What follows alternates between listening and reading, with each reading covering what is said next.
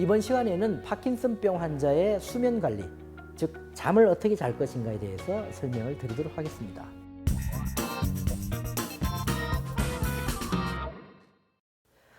잠이라고 하는 것은 신체의 기관이 쉬면서 재충전하고 에너지를 보존하도록 하는 중요한 역할을 하는 행위와 시간을 말하죠.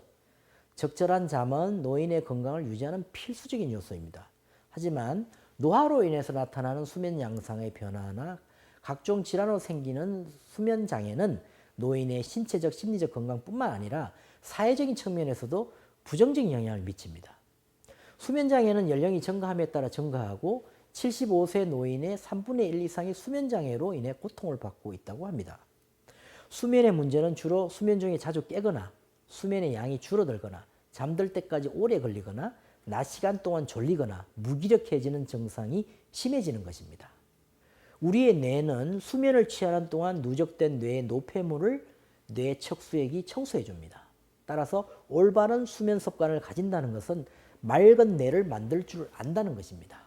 미국 워싱턴 대학교의 연구에 의하면 수면 효율이 나쁜 사람은 알츠하이머 병에 걸릴 확률이 최대 5배 이상이나 높아진다고 합니다. 우리가 밤잠을 잘 때도 뇌는 쉬고 있지 않습니다. 뇌 척수액이 순환하며 하루 동안의 두뇌 활동에서 발생한 노폐물을 일일이 회수합니다. 숙면을 취해야만 알츠하이머 병의 원인 물질인 아밀로이드 베타 단백을 깨끗이 청소할 수 있다는 의미이죠. 일본 국립정신신경의료센터의 연구에 의하면 30분 이내의 낮잠이 알츠하이머 병의 위험을 5분의 1로 줄여준다고 합니다. 생활 여건상 밤에는 충분한 수면을 취할 수 없는 사람이라면 낮잠을 통해서라도 부족한 수면을 보충하도록 하는 것이 좋습니다.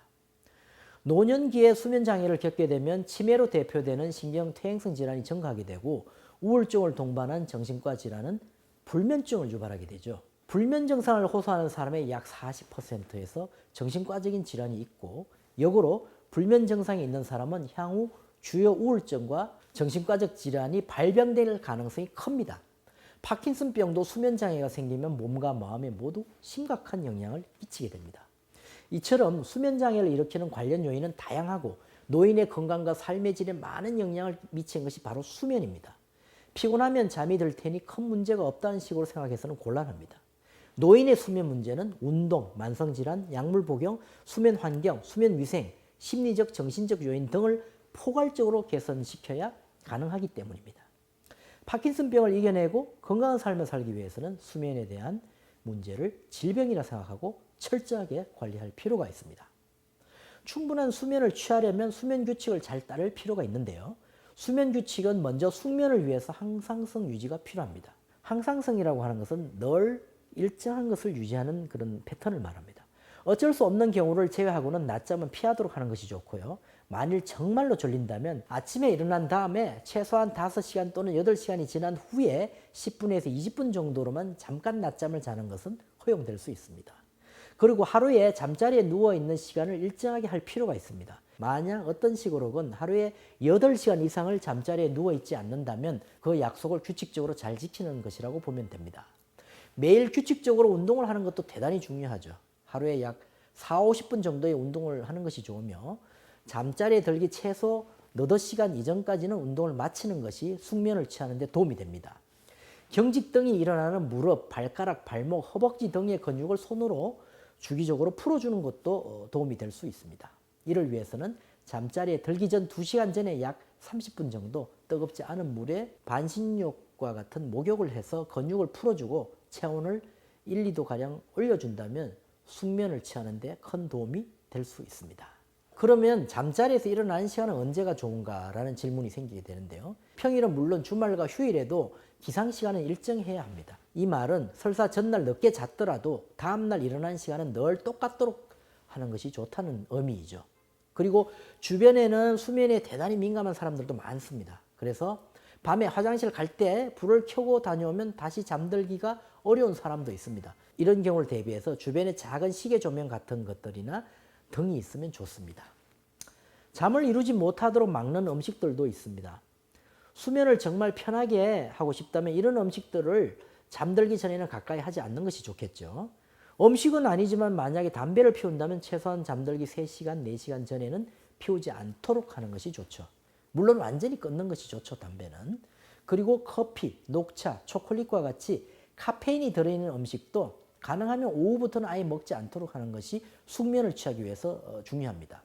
술은 수면을 잘 취하게 해주는 것처럼 보이지만 사실은 깊은 수면을 취하지 못하도록 합니다.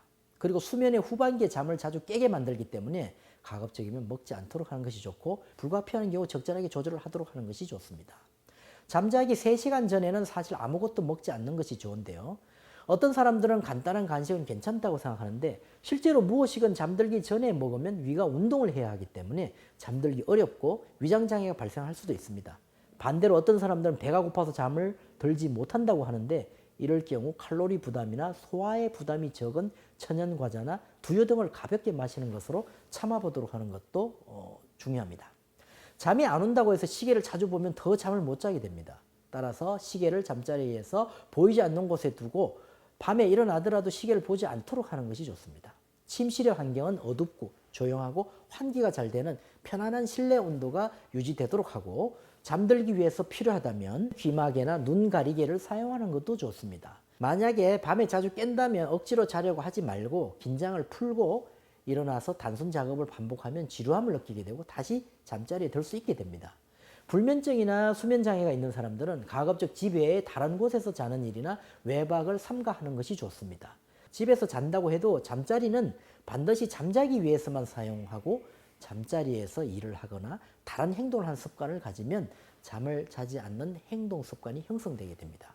그리고 잠자리는 너무 딱딱하거나 푹신하지 않도록 하고 베개는 적당한 높이와 견고성을 지닌 것을 사용하도록 하는 것이 좋습니다.